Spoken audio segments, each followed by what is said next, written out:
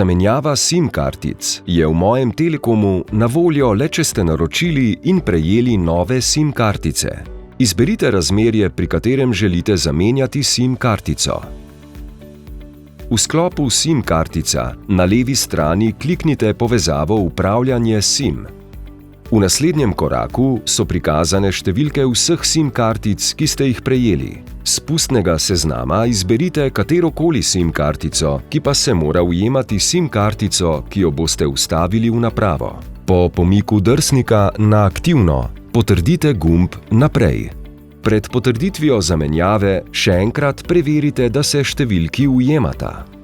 Z vklopom nove SIM-kartice obstoječa SIM-kartica preneha delovati, nova SIM-kartica pa je aktivna takoj. Le še vstavite jo v mobitel ali drugo napravo.